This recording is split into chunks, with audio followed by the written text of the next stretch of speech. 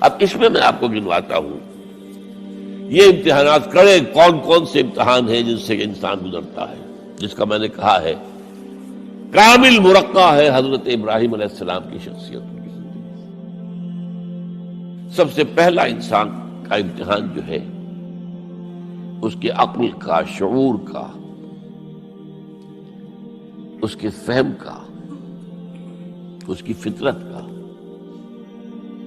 اس کی جبلت کا، وہ کیا ہے؟ اس دنیا میں آنکھیں کھولنے کے بعد اللہ تعالی پر ایمان لاتا ہے یا نہیں؟ اللہ کو پہچانتا ہے کہ نہیں؟ میرا خالق کون؟ میرا مالک کون؟ میرا پیدا کرنے والا کون؟ کون میرا محبوب ہے؟ کون میرا مقصود ہے؟ کون میرا مطلوب ہے؟ کون میرا حاکم ہے؟ کون میرا آقا ہے؟ کون ہے قانون دینے والا؟ کون ہے ہدایت دینے والا؟ یہ پہچان لینا عقل و فطرت کا پہلا امتحان ہے جس سے انسان گزرتا ہے۔ اور ظاہر بات یہ امتحان جتنا کسی ماحول میں گمراہی، شرک، کفر کے تہ برتہ اندھیرے ہوں گے اتنا ہی امتحان سخت ہوگا۔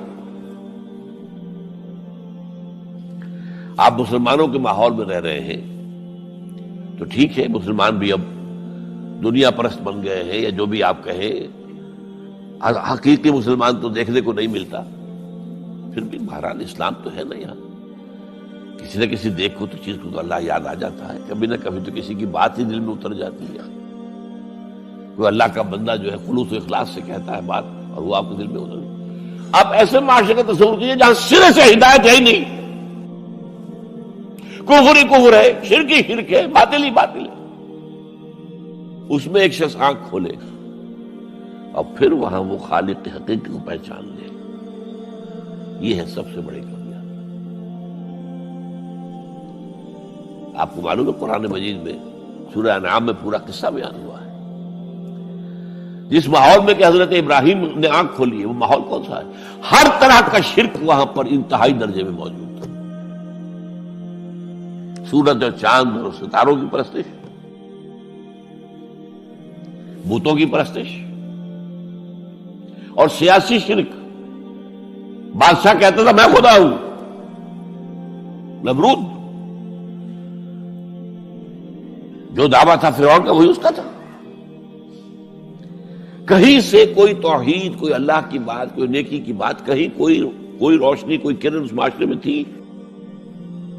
اس معاشرے میں خالص اللہ نے جو فطرت سلیم عطا کی تھی اور جو عقل سلیم عطا کیا تھا، اس کی روشنی میں سفر کرتے ہوئے ان تمام معبودوں کا انکار کر کے انی وجہت وجہی للذی فطر السماوات والارض حنیفا وانا من المشرکین، میں تمہارے ان معبودوں کو نہیں مانتا، میں ان کی نفی کرتا ہوں، ان سب کا باغی ہوں،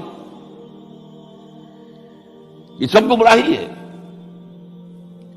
میں نے اپنا رخ کر لیا ہے ہر طرف سے یکسو ہو کر اس ہستی کی طرف جو آسمان اور زمین کی خالق ہے، سورج کا بنانے والا۔ میں سورج کو نہیں پوچھتا، سورج کے بنانے والے کو پوچھتا ہوں۔ میں چاند کا پجاری نہیں ہوں، چاند کے خالق کا پجاری ہوں۔ یہ ستاروں کا میں پجاری نہیں ہوں، ستاروں کے پیدا کرنے والوں کا، کمالے کا میں پجاری ہوں، کائنات کا نہیں ہوں، کائنات کے خالق کا۔ انی وجہت وجہی للذی فطر السماوات والارض حنیفا وما انا من المشرکین۔ یہ پہلا امتحان ہے۔ دیکھیے اپنے اوپر قیاس نہ کیجیے، آپ جو اللہ نے پیدا کیا مسلمانوں کے گھر میں، آپ کے ایک کان میں پیدا ہوتے ہی اذان کہہ دی گئی، دوسرے میں اقامت کہہ دی گئی، آخر کہیں نہ کہیں تو اثر اس کا ہوتا ہوگا نا، تبھی تو، ورنہ یہ بے مقصد تو کام نہیں ہے۔ حضور سے مسنون ہے یہ، کیا پتہ ہمارے تحت الشعور کی کون سی ٹیپ جو ہے وہ اس وقت چل رہی ہو اور اس کے اوپر جو ہے یہ نقش ہو گئے، کچھ نہیں کہہ سکتے۔ لیکن وہاں جو کچھ بھی نہیں تھا، کفر ہی کفر، سیاسی شرک، مذہبی شرک، ستارہ پرستی کا شرک، بت پرستی کا شرک۔ اس میں ایک نوجوان، سلیم الفطر نوجوان، اس نے ان تمام سے رخ موڑ کر ایک اللہ کی ہستی کی طرف۔ اب آپ سوچئے دوسرا امتحان آتا ہے۔ اب حق پر پہنچ تو گئے، حق پر کھڑے رہنا آسان نہیں ہے۔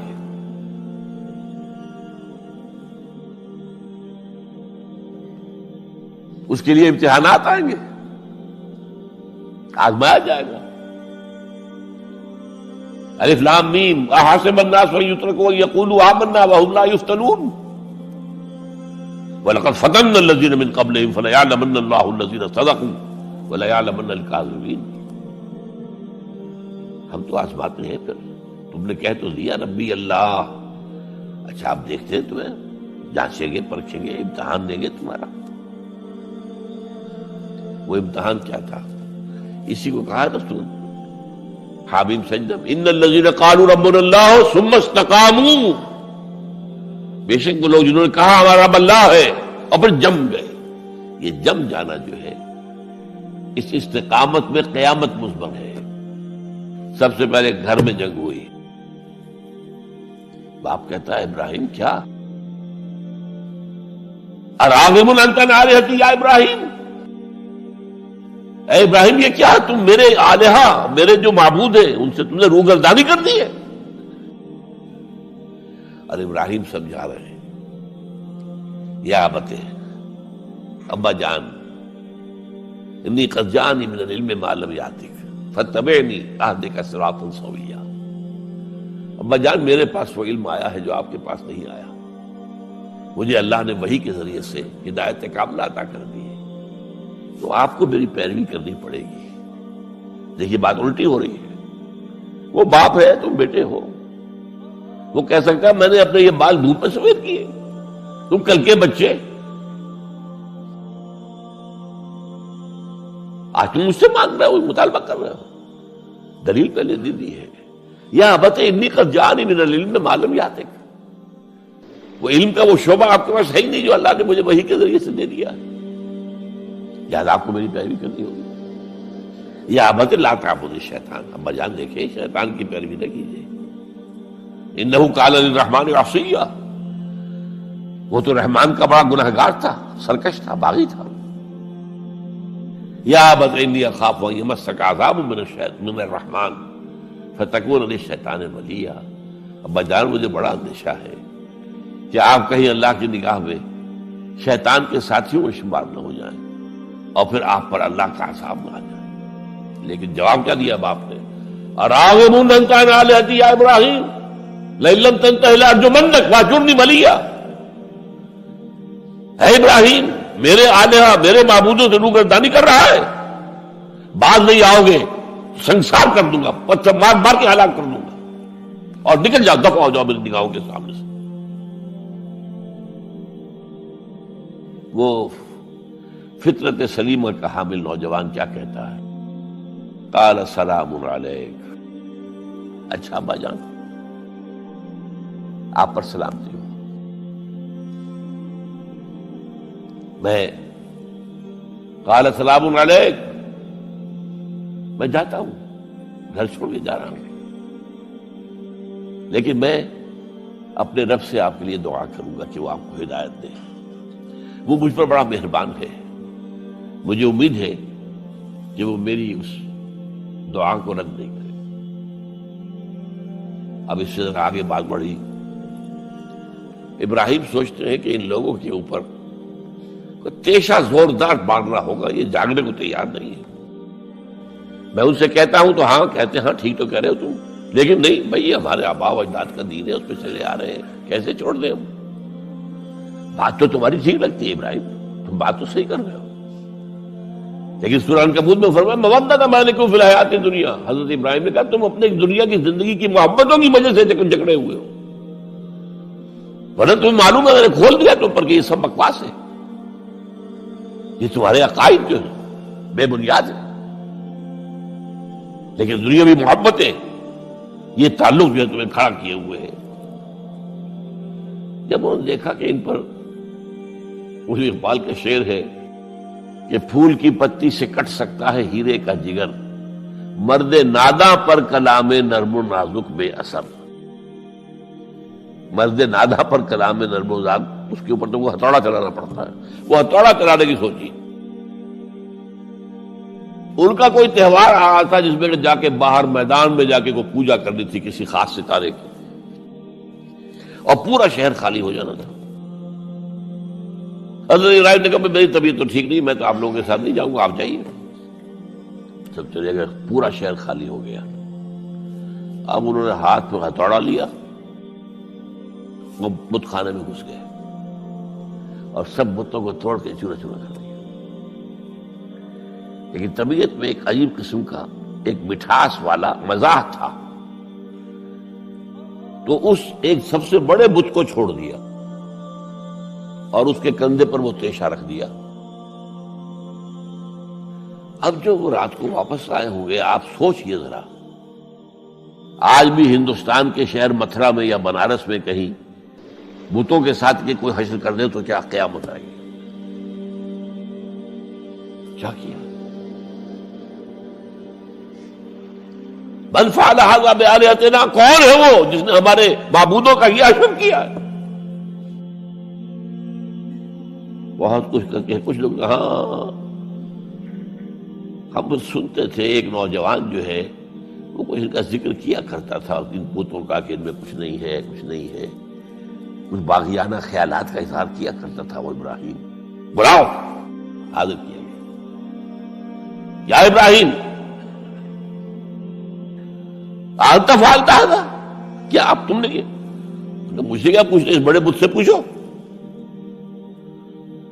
اس سے پوچھو، بھائی سارے ٹوٹے ہوئے، یہ سالم کھڑا ہے۔ اور نمبر 2 جسے کہتے ہیں پولیس کی اصطلاح میں آلہ واردات، قتل کیا تھا تو کس چیز سے کیا تھا وہ بھی برآمد ہو گیا، وہ چھری بھی مل گئی ہے، اس پر خون کے دھبے بھی ہیں، اور آج تو آپ کو معلوم ہے کہ خون کے قطرے سے بھی پتہ چل جاتا ہے کہ کس کا خون تھا، جینیٹکس کے ذریعے سے۔ تو اس نے کیا ہوگا کہ ابراہیم وکل کے ناخن لو، ان سے پوچھے، یہ بات کرتے کوئی؟ اف لکم، تم ہے تم پر، تم پوچھتے ہو ان کو جو بات تک نہیں کر سکتے، جو اپنا دفاع نہیں کر سکتے، جو اپنے آپ کو بچا نہیں سکتے۔ ایک عام انسان بھی دفاع کرتا ہے اپنا۔ فرجعوا الی انفسہم، اب انہوں نے اپنے اندر دلوں کی طرف دھیان کر کے سوچا کہ واقعی ابراہیم صحیح کہتا ہے، لیکن پھر لوٹے، پھر وہ عصبیت، پھر وہ آباء و اجداد کے ساتھ تعلق، پھر وہ معاشرتی نظام۔ انہوں نے کہا بس اس کو قتل کرو، اس کو ختم کر دو۔ یہ اس کو فیس کرنا، آپ سوچ لیجیے یہ کتنے بڑے امتحان کی بات تھی، کتنے بڑے جگر کی بات تھی۔ اچھا چونکہ وہاں نظام بھی تھا، بادشاہ کے دربار میں حاضری ہو گئی۔ ابراہیم ہم نے سنا تم ہمارے سوا کسی کو خدا مانتے ہو؟ جی ہاں، کون ہے وہ خدا؟ فرمایا میرا رب وہ ہے جو زندہ رکھتا ہے اور مارتا ہے، ربی الذی یحیی و یمیت، قال انا احیی و امیت، میں بھی زندہ رکھتا ہوں اور مارتا ہوں۔ فوراً جو ہے حکم دیا، جیل خانے سے 2 قیدیوں کو بلایا، ایک کی گردن اسی وقت مار دی، دیکھو میں نے مروا دیا کہ نہیں، ہے نہیں میرے پاس اختیار، اور ایک کا جاؤ اسے چھوڑ دی، تو میں خدا ہوا کہ نہیں؟ حضرت ابراہیم نے سمجھ لیا کہ اب یہ جس قسم کی کچھ بحثی میں آگے آئے، یہاں بھی کوئی ہتھوڑا چلانا پڑے گا۔ فرمایا فإن اللہ یاتی بالشمس من المشرق فأت بہا من المغرب، میرا رب وہ ہے جو مشرق سے نکالتا ہے سورج کو، تم خدا ہو تو ذرا مغرب سے نکال کے دکھاؤ۔ فبہت الذی کفر، تو وہ جو کافر تھا مبہوت ہو کر اب کیا کہ آئے بائیں شائیں، فبہت الذی کفر۔ لیکن میں یہاں پہ جو زور دے رہا ہوں، آپ اس ہمت، اس قوت ارادی کا اندازہ کیجئے کہ جو ایک بڑے زبردست بادشاہ کے میں سامنے کھڑے ہو کر یہ بات کر رہا ہے، اور ڈٹ کر کر رہا، آنکھوں میں آنکھیں ڈال کر کر رہا ہے۔ ان الذین قالوا ربنا اللہ ثم استقاموا تتنزل علیہم الملائکۃ الا تخافوا ولا تحزنوا وابشروا بالجنۃ التي کنتم توعدون. یہ کیفیت. تو پہلا امتحان تو ہے ان مادی غلافوں میں لپٹے ہوئے ہونے کے باوجود حق کو پہچان لینا. اس مادی کائنات میں گم نہ ہو جانا، اس سے ماورا، اس سے بلندتر ہو کر اس ہستی کو پہچاننا جس نے اس کو پیدا کیا. انی وجہت وجہی للذی فطر السماوات والارض حنیفا وما انا من المشرکین. پھر اس پر قائم رہنا اور بڑے سے بڑا رزق لینا. آپ نے گھر سے نکال دیا، ٹھیک ہے چل جا رہا ہوں. قال السلام علیک ساستغفر لک ربی انہ کان بی حفیہ. موت کو فیس کیا ہے تو اس طرح کیا ہے. وہ کیسا جواب دیا ہو کیسا. میں نے کہا ایک مذاق کا انداز تھا ان کے عمل میں کہ اس سے پوچھو ایک صحیح سالم کھڑا باقی ٹوٹے ہوئے تو کرنے والا یہ سرکمسٹانشل ایویڈنس کیا ہوتا ہو. آج بھی آپ کے ہاں مقدمات کے اندر ایک سرکمسٹانشل ایویڈنس بھی تو ہوتا ہے نا. حالات قرائن کی کیا گواہی ہے. تو وہ سالم میں باقی سب ٹوٹے ہوئے. دوسرے یہ کہ آلہ جو ہے اس کے پاس سے برآمد ہو رہا ہے، اس کے کندھے پر رکھا ہوں. اور پھر یہ کہ بادشاہ کے دربار میں جا کر جس طرح اس کا انکار کیا ہے اس کی خدائی کا. ان کا ٹھیک ہے اس کو تو اب زندہ آگ میں ڈالو اور یہ گر جائے، ختم کر دو، بسم کر دو. اچھا اس کے لیے تیاریاں کی گئی ہیں. سورہ صافات میں اس کا ذکر موجود ہے. تو اب حضرت ابراہیم دیکھ رہے ہیں کہ میرے لیے آگ کا الاؤ تیار ہو رہا ہے بہت بڑا. ایک اوپر مچان بنائی گئی ہے جہاں سے کہ ان کو پھینکنا ہے آگ میں. سب ہو رہا ہے. وہ سب یہ کس لیے کر رہے تھے؟ یہ نوجوان پہ ہوش ٹھکانے آ جائیں گے جب آگ دیکھے گا سامنے. ابھی تو کوئی آیا نہیں نا امتحان اس پر. اسی لیے قرآن میں آیا ہے کہ ہم نے ان کو ناکام کر دیا جنہوں نے کہ یہ آزمائش ڈالی تھی. حضرت ابراہیم کود گئے. اقبال کہتا ہے بے خطر کود پڑا آتش نمرود میں عشق، عقل ہے محو تماشائے لبے بام ابھی. دیکھیے یہ دو عقلیں ہیں، یہ سمجھ لیجیے. ایک عقل وہ ہے جو پہچان لے، ایک عقل وہ ہے جو آگے چلنے سے روکے. دیکھو جواب ٹھیک نہیں، تمہارا کیا کر رہے ہو؟ اپنی جان سے کھیل رہے ہو، جان سے چلے جاؤ گے. تو عقل جو ہے ایک معنی میں وہ حقیقت کو پہچاننے میں مددگار ہے، اگرچہ منزل تک نہیں پہنچا سکتی. گزر جا عقل سے آگے کہ یہ نور چراغ راہ ہے، منزل نہیں ہے. پاس چراغ رکھا ہے تو روشنی تو ہو جائے گی نا کچھ دکھا دے گی. بس یہ چراغ راہ ہے، یہ آخری منزل تک عقل نہیں پہچان سکتی. یہ تو فطرت انسانی ہے، قلب ہے، روح انسانی ہے، وہ پہچانتی ہے.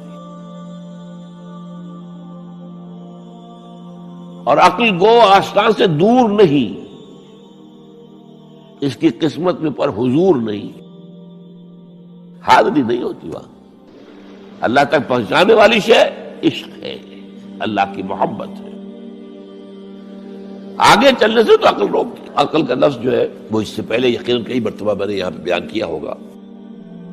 عقل کے معنی ہے روکنے والی. یہ جو سعودیز جو ہے وہ اپنے سروں کے اوپر ایک باندھتے ہیں، کوئی سنہری رنگ کا ہوتا ہے، کچھ ہوتا ہے اس کو رومال کے اوپر. اس کو اقال کہتے ہیں، اقال. یہ ان کی پرانی بدویانہ، جب ان کو کھانے پینے کو بھی نہیں ملتا تھا، بھوکے پیاسے ننگے پاؤں ننگے بدن رہتے تھے، اس وقت ایک رواج ہے. ان کی ساری زندگی جو ہے گھومتی تھی اونٹ کے گرد. اونٹی کا گوشت کھا لینا ہے، اونٹی کا دودھ پی لینا ہے، اونٹ کے اوپر سواری کر لینی ہے، اونٹ کی کھال سے جو ہے وہ خیمے بنا لینے ہیں، اونٹ کے بالوں سے اپنے لیے کوئی کمبل بنا. اونٹ ہی اونٹ تھا.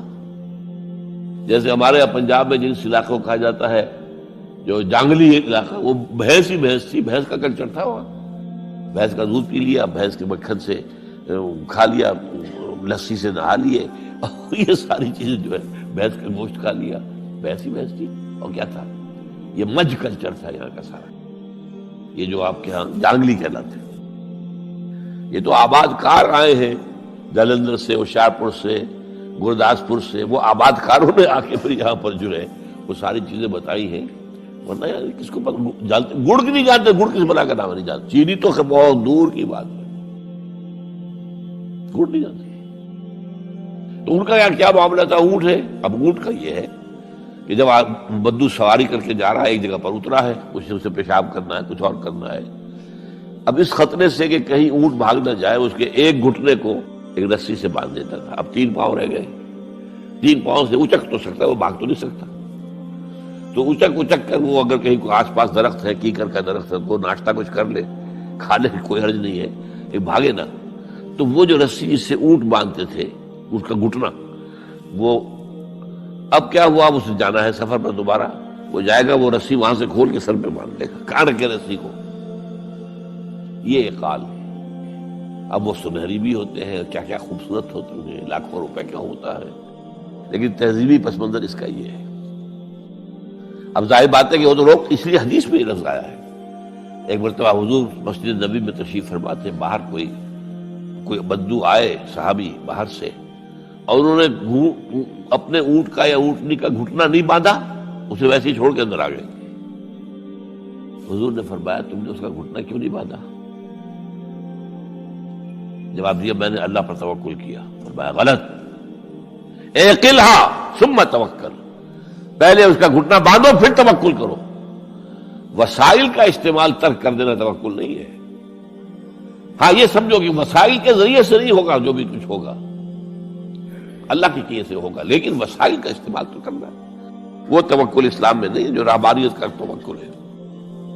بہرحال تو یہ اب جو ہے عقل جو ہے، اب اس وقت جو کہ بے خطر کود پڑا آتش نمرود میں عشق، عقل ہے محو تماشائے لبے بام، ابھی عقل تو وہیں پر کھڑی ہوئی سوچ رہی ہے کودنا چاہیے کہ نہیں کودنا چاہیے، اور ابراہیم کود بھی چکا۔ لوگ حیران رہے، لیکن اللہ نے اس آگ کو گل و گلزار بنا دیا۔ قلنا یا نار کونی بردا وسلام علی ابراہیم۔ اب آیا چوتھا امتحان کہہ لیجیے اس کو، یہ رسولوں کے باب میں اللہ کا قاعدہ ہے، اس قوم کی طرف کسی رسول کو بھیجیں، اگر وہ قتل کرنے پر آمادہ ہو جائے رسول کو، تو پھر وہاں سے ہجرت کی اجازت ہوتی ہے۔ جیسے حضور جب دارالندوہ میں فیصلہ ہو گیا کہ اب قتل کر دو محمد کو صلی اللہ علیہ وسلم، اس سے پہلے یہ اندیشہ تھا جب تک کہ ابو طالب زندہ تھے کہ چچا سپورٹ پر ہے ابو طالب، اب بنو ہاشم کا وہ سردار ہے، تو یہ ہماری جو ہے ان فائٹنگ ہو جائے گی، ٹرائبل، انٹر ٹرائبل یا انٹرا ٹرائبل کہنا چاہیے، کہ قریش کے اندر ہی آپس میں جب ہم لڑ پڑیں گے تو ہماری جو دھاک بیٹھی ہوئی ہے پورے عرب میں وہ تو ختم ہو جائے گی۔ A house divided amongst itself can understand، یہ وہ چیز تھی جو ابھی تک ان کے ہاتھ روکے ہوئے تھی۔ اب ابو طالب مر گئے، اب جو سردار ہے بنو ہاشم کا وہ ابو لہب ہے، وہ حضور کا سب سے بڑا دشمن ہے، لہذا فیصلہ ہو گیا۔ تب آپ گئے ہیں طائف، اور وہاں سے بھی ناکام آئے ہیں۔ اس کے بعد یہ ہے کہ باقی سب صحابہ کو آپ نے اجازت دی کہ چلے جاؤ مدینے، لیکن ابھی آپ منتظر رہے جب تک کہ ایکسپریس پرمیشن نہ آئے، رسول اپنی جگہ چھوڑ نہیں سکتا۔ بہرحال یہ ایک الگ معاملہ ہے، اس میں تھوڑی سی خطا ہو گئی تھی حضرت یونس علیہ السلام کے ساتھ، کہ وہ اپنی قوم کے اس رویے سے دل برداشتہ ہو کر غصے کے اندر بھرے ہوئے، یہ ماننے والے نہیں، ناہنجار لوگ چھوڑ کر چلے گئے، اگرچہ اللہ کی اجازت ابھی نہیں آئی تھی۔ یہی وجہ ہے اللہ نے انہیں سزا دی، مچھلی کے پیٹ میں رہے، وہاں وہ استغفار کرتے رہے، لا الہ الا انت سبحانک انی کنت من الظالمین۔ پھر اس ویل مچھلی نے اگل دیا ان کو، اور ساحل کے اوپر رہے، اس کا پورا ذکر ہے قرآن مجید میں۔ بہرحال تو یہ اب معاملہ آ گیا وطن کو چھوڑنے کا، لہذا ہجرت کی۔ اب ان قال انی ذاہب الی ربی سیہدین، ٹھیک ہے تم لوگوں کا حال یہ ہے، میں نے تمہیں ہر طرح سمجھایا، نرم بھی سمجھایا، گرم بھی سمجھایا، تمہارے اوپر ہتھوڑے بھی برسائے اور پھول بھی برسائے، تم کسی طرح ماننے والے نہیں ہو، اب تم میری جان کے دشمن بن گئے ہو، تو ٹھیک ہے پھر میں جاتا ہوں، انی ذاہب اللہ ربی سیہدین رب ہب لی من الصالحین. ایک دعا اور نکل آئی اس وقت سے، اے اللہ مجھے صالح اولاد عطا فرما. 80 برس سے تجاوز ہو چکی تھی عمر، اولاد نہیں تھی. آپ کے اپنے خاندان سے تھی جو اہلیہ تھی سارہ رضی اللہ تعالیٰ عنہ، بانجھ نہیں گئی، اولاد نہیں ہوئی، اللہ کی مرضی. بہرحال حضرت ابراہیم کے ساتھ ہجرت کرنے والوں میں حضرت سارہ بھی تھی آپ کی اہلیہ، حضرت لوط بھی تھے آپ کے بھتیجے، اور حضرت لوط کی اہلیہ بھی تھی. یہ اہلیہ جو ہے لوط کی، یہ مومنہ تھی، یہ ساتھ انہوں نے ہجرت کی ہے. بعد میں جب انہیں اللہ تعالیٰ کے حکم سے حضرت ابراہیم نے بھیج دیا سدوم اور عامورہ کی بستیوں کی طرف، تو وہاں شاید معلوم ہوتا کوئی اور شادی کی ہے، وہ کافرہ رہی، اور اس نے جو ہے حضرت لوط کے ساتھ جو ہے خیانت کا معاملہ کیا. وہ ایک علیحدہ معاملہ ہے. بہرحال اس وقت جو دعا کی رب ہب لی من الصالحین، اس کے جواب میں اللہ نے فوراً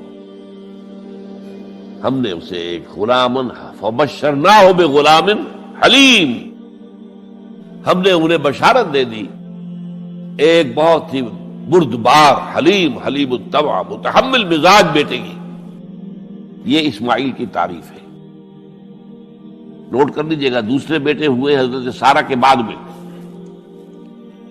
ان کو کہا گیا ہے غلام علیم عالم. حضرت اسماعیل کے لیے کہا گیا ہے غلام حلیم، بہت بڑے حلیم، متحمل مزاج، بہت بادشاہ. اس کا بھی تھوڑی سی داستان بیان کر دوں. حضرت سارہ کہاں کہ یہاں اولاد نہیں تھی. حضرت ابراہیم ہجرت کر کے آئے تھے، کہاں سے پیدا کہاں ہوئے تھے؟ شہر یہ جو عراق کا اس وقت کا سب سے بڑا شہر تھا، صدر مقام تھا، وہاں پیدا ہوئے تھے. وہاں سے ہجرت کر کے کہاں آئے؟ شام میں علاقہ، خاص طور پر فلسطین کا جو ہے کنعان، یہاں آ کر آپ نے ڈیرا اپنا جما لیا. اور اس کے قریب میں ہی 2 بستیاں تھیں جہاں پر کہ وہ سوڈومی والا معاملہ جو ہے آپ کو معلوم ہے، بدترین جو ہے گندگی تھی ان کے اندر، جہاں حضرت لوط علیہ السلام کو بھیجا. پھر انہوں نے ایک سفر کیا مصر کا. اس کی وجہ بھی سمجھ لیجئے، مصر میں اس وقت جو خاندان حکمران تھا وہ عرب تھا اصلا، وہ مصری نہیں تھے، وہ فرائضہ نہیں تھے، وہ مصر کے تھے، عرب سے آ کر لوگوں نے قبضہ کیا. تو حضرت ابراہیم وہاں گئے، وہاں ان کی بڑی پذیرائی ہوئی. ایک حادثہ سا بھی ہوا کہ یہ اندیشہ تھا کہ کہیں حضرت سارہ بہت خوبصورت تھی، تو کوئی بادشاہ جو ہے، وہ بادشاہوں کے اپنے انداز ہوتے ہیں، تو کوئی جو ہے کوئی غلط حرکت نہ کرے. تو کہا کہ سارہ سے کہا کہ میں جب یہ مجھ سے پوچھے گا یہ کون ہے تو میں کہہ دوں گا میری بہن ہے. نہیں میں کہوں گا بیوی، تو پھر تو وہ کہے گا ٹھیک ہے پھر یہ اب میں لیتا ہوں اس کو، بہن ہے. بہرحال اس میں جو بھی ہوا، اللہ تعالیٰ نے حضرت سارہ کی عزت بھی بچائی. وہ معجزہ دیکھا حضرت ابراہیم کی طرف سے جو اللہ نے پیش کیا، جیسے حضرت سارہ کو مصر کے بادشاہ کی اس غلط نیت سے بچائے رکھا. پھر اس شخص نے جو ہے اپنی بیٹی ہاجرہ یہ خدمت میں پیش کی. یہ ہاجرہ کنیز نہیں تھی، یہ اصل میں یہودیوں نے مشہور کر دیا ہے. یہودی کہتے ہیں کہ اصل بیوی تو تھی حضرت سارہ، اور سارہ کے ہاں اولاد بعد میں ہوئی ہے، وہ ہے اسحاق کے بیٹے ہیں یعقوب کی اولاد ہم ہیں. تو اصل تو ابراہیم کی اولاد ہم ہیں. ہاجرہ جو ہے تو کنیز تھی، لوڈی تھی، لہذا اس کی وہ عزت ہی نہیں. اسماعیل تو وہ عزت ہی نہیں، اسماعیل کا وہ مقام ہی نہیں. یہ یہودیوں کا قول ہے. لیکن وہ اصل میں کنیز نہیں تھی، وہ بیٹی تھی، شہزادی تھی. بلکہ تاریخ نے اپنے آپ کو پھر دہرایا ہے کئی ہزار سال بعد. حضور نے صلح حدیبیہ کے بعد جب خطوط لکھے ہیں دعوتی بادشاہوں کے نام، شہنشاہ ایران، شہنشاہ روم، مقوقس مصر، نجاشی حبشہ، خطوط لکھے، تو مقوقس جو ایک طرح کا بادشاہ تھا، پیٹریارک تھا، جو الیگزینڈریا کا، اس نے اکرام کیا حضور کے جو سفیر تھا، ان کا بڑی عزت کی، احترام کیا. اور پھر حضور کی خدمت میں 2 جو ہے خواتین کو بھی بھیجا اب اس زمانے میں یہی رواج دنیا کے اندر چلتے تھے. اور یہ گھوڑا بھیجا دلدل، وہ جو حضور صلی اللہ علیہ وسلم کا بہترین گھوڑا تھا. تو انہی میں سے ایک کنیز جو ہے ان سے حضور نے نکاح کیا، ماریہ قبطیہ. اور ماریہ قبطیہ سے اللہ نے اولاد دی حضور کو عمر کے آخری درجے میں. حضرت ابراہیم نام رکھا ان کا. نوٹ کیجیے، سائیکل مکمل ہو رہا ہے. ابراہیم گئے تھے مصر، وہاں سے ہاجرہ آئی اور اس سے اسماعیل ہوئے، اسماعیل سے یہ ساری نسل چلی، محمد پیدا ہوئے.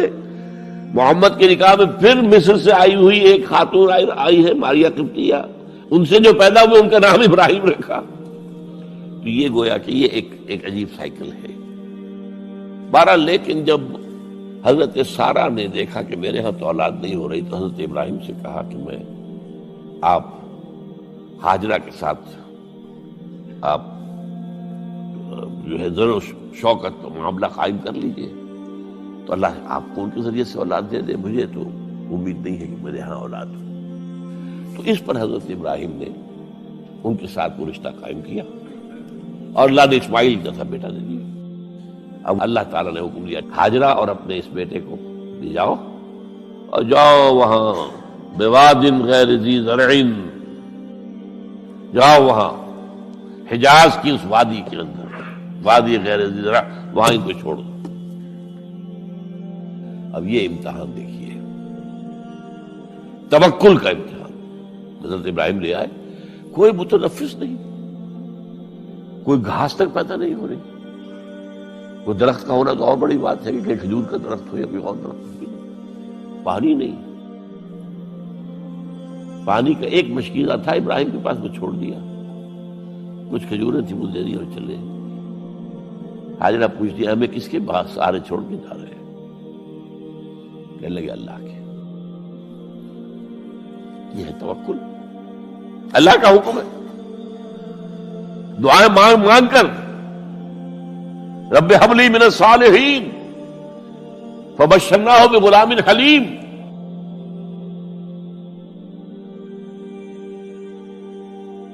اب وہ بچہ آتے رہتے تھے، چکر لگاتے تھے. فلما بلغ معه السعی، جب وہ بچہ اسماعیل ان کے ساتھ بھاگنے دوڑنے کے قابل ہو گیا، کاموں میں ہاتھ بٹا رہا ہے، 13 برس کی عمر ہو گئی ہے، نوجوان. اب اندازہ کیجئے 100 برس کی عمر، بوڑھا آدمی، اولاد اب تک ہوئی نہیں تھی. ایک اولاد مانگ مانگ کر دعا سے اللہ سے لی ہے. اب آخری امتحان آتا، اس سے آگے کوئی امتحان نہیں. اس بوڑھے شخص کی نخل تمنا ہری ہو رہی تھی اپنے بیٹے کو دیکھ کر. فلما بلغ معه السعی قال یا بنی انی اری فی المنام انی اذبحک فانظر ماذا تری. کہتے ہیں حضرت ابراہیم بیٹے، میں مسلسل دیکھ رہا ہوں خواب میں کہ میں تمہیں ذبح کر رہا ہوں. تو دیکھو، غور کرو، تمہاری رائے کیا ہے؟ نبی کا خواب بھی وہی ہوتا ہے، اس میں کوئی شیطنت جو ہے، کوئی شیاطین جن و انس کی کوئی مداخلت نہیں ہو سکتی. پھر یہ کہ پے بپے 3 دن، یا بنی انی اری فی المنام انی اذبحک فانظر ماذا تری. اب جواب سنیے، وہ حلیم، یا ابت افعل ما تؤمر ستجدنی انشاءاللہ من الصابرین. ابا جان کر گزریے جو آپ کو حکم ہو رہا ہے. تومر ابرتا نہیں، تومر حکم ہو رہا ہے. جب 3 دفعہ آپ کو یہ حکم ہو گیا اللہ کی طرف سے، تو پھر دیر کاہے پہ؟ یا ابت افعل ما تؤمر ستجدنی انشاءاللہ من الصابرین. آپ مجھے انشاءاللہ صابر پائیں گے. یہ وہ صابر اور حلیم ہونے کی شان ہے، جان دینے کے لیے تیار. اب یہاں بھی دیکھیے کہ یہودیوں نے اتنی تحریفیں کی ہیں. وہ ذبیح اللہ حضرت اسحاق کو کہتے ہیں. یہ بعد میں حضرت اسحاق پیدا ہوئے، 13 سال بعد، 100 برس کی عمر تھی حضرت ابراہیم کی تب ہوئی. اب وہ کہتے ہیں کہ ذبیح اللہ جو ہے وہ اسحاق ہے. یہ اسماعیل تھے۔ مروا پہاڑی جو مروا اور یہ موریا، وہاں پر بھی انہوں نے ایک پہاڑی کا نام رکھ دیا مروا۔ وہ کہتے ہیں یہاں پر اسحاق کو ابراہیم نے ذبح کرنے کی کوشش کی، سب بکواس۔ ایک بڑی عمدہ کتاب مولانا فراہی رحمۃ اللہ علیہ کی تھی، عربی، پھر اس کا ترجمہ ہوا، الرأی الصحیح فی من هو الذبیح۔ عربی میں کتاب تھی کہ ذبیح کون تھا، اسماعیل یا اسحاق، اس کے بارے میں صحیح رائے کیا ہے، یہ اس کتاب کا موضوع ہے۔ تو انہوں نے تورات کے حوالے سے ثابت کیا ہے۔ اصل میں ہوتا کیا ہے، چور لاکھ چیزیں چھپا بھی جائے اپنی تو کہیں نہ کہیں کلو چھوڑ جاتا ہے۔ آخر تفتیش ہوتی ہے، پولیس والے بھی جانتے ہیں کہیں نہ کہیں سے کوئی نہ کوئی کلو جو ہے، اب ساری چیزوں کو سمیٹنا مشکل ہوتا ہے اس کے لیے، تو اس کے اندر وہاں کلو موجود ہے، اسحاق اس کے اندر تورات کے اندر جس سے ثابت ہوتا ہے، انہوں نے ثابت کیا۔ الرأی الصحیح فی من هو الذبیح، اس کا میں نے ترجمہ شائع کیا تھا جب میں نے ابتدا کی ہے لاہور میں آ کر اپنے کام کی 1965 میں، تو دارالاشاعت اسلامیہ میں نے قائم کیا تھا اپنا ایک دارالاشاعت پبلشنگ ہاؤس، اس سے وہ کتاب شائع کی تھی۔ اب بھی وہ چھپتی ہے، اب وہ اور پبلشر ہیں ان کے، وہ چھاپ رہے ہیں۔ بہرحال تو حضرت اسماعیل جو ہے وہ ذبیح اللہ ہے، اللہ نے جب لٹا لیا، فلما اسلما وتلہ للجبین۔ اب یہاں پر ذرا نوٹ کیجئے، اسلما، جب دونوں نے اسلام کا مظاہرہ کیا، وہ جو میں نے کہا تسلیم، سر تسلیم خم ہے جو مزاج یار میں آئے۔ بوڑھا باپ چھری لے کر تیار ہو گیا ہے اور جوان بیٹا گردن ڈال کر بس صرف ایک احتیاط کی ہے کہ پیشانی کے بل لٹایا ہے تاکہ چہرہ سامنے نہ رہے۔ اتنی بات، چھری چلاتے ہوئے چہرہ اوندا بولتا اللہ للجبین، پیشانی کے بل انہوں نے لٹا دیا اور پھر چھری چلائی۔ لیکن اللہ نے پکار کر کہا، یا ابراہیم قد صدقت الرؤیا انا کذالک نجزی المحسنین۔ اے ابراہیم بس تم نے اپنا خواب پورا کر دیا۔ میں نے آج سے بہت پہلے مضمون لکھا تھا اس پر، تو میں نے کہا تھا جس کا امتحان لیا جا رہا تھا وہ فیل نہیں ہوا، ممتحن کو بس کرنی پڑی ہے، اللہ کو بس بس بس۔ ان ھذا لہو البلاء المبین۔ اے ابراہیم واقعی یہ بہت بڑی آزمائش تھی، اس میں تم پورے اتر گئے ہو۔ یہ میں نے آپ کے سامنے زندگی کا جو پورا ایک نقشہ ہے ابراہیم کا، ہر قدم پر امتحان، ہر قدم پر امتحان، ایک سے ایک کڑا امتحان، ایک سے ایک بڑا امتحان، اور آخری امتحان یہ تھا، ان ھذا لہو البلاء المبین۔ جب ممتحن یہ کہتے بھائی بات تم بہت پرچہ واقعی میں نے بہت مشکل سیٹ کیا تھا، کمال ہے تم نے بہت عمدہ حل کیا، تو اس سے بڑی شاباش کیا ہوگی۔ لیکن اس کے ساتھ یہ ہے کہ اب اگلا موضوع آ رہا ہے میرا، جہاں تک تو معاملہ آ گیا، یہ قربانی جو ہے اس کو پھر ہمیشہ کے لیے اب سنت ابراہیم کے طور پر جا باقی رکھا گیا۔ عین اس وقت جنت سے ایک میڑا ان کی جگہ آ گیا، حضرت اسماعیل کو کوئی قدم نہیں پہنچی، کچھ بھی نہیں، میڑا ذبح ہو گیا۔ اور وہ قربانی ہے جو آج پوری دنیا میں اس وقت سے لے کر ترکنا علیہ فی الآخرین، ہم نے اس کی یہ یاد ہے، یہ قربانیاں جو آپ دیں گے یہ کیا ہے؟ حضور سے پوچھا گیا ما ھذی الاضاحی یا رسول اللہ، اے اللہ کے رسول یہ اضاحی کیا ہے، یہ کیا ہے، یہ جو ہم قربانیاں دیتے ہیں کیا ہے؟ قال سنت ابیکم ابراہیم، یہ تمہارے باپ ابراہیم کی سنت ہے۔ اس کو زندہ رکھا ہے اللہ نے، ان کے اس امتحان کی کامیابی کو، اس کا جشن منایا جا رہا ہے ہر سال، لاکھوں کا کروڑوں جانور جو ہے اللہ کے نام پر ذبح ہو رہے ہیں۔ یہ وہ اسماعیل کی قربانی کا جو ہے یہ جشن ہے جو منایا جا رہا ہے۔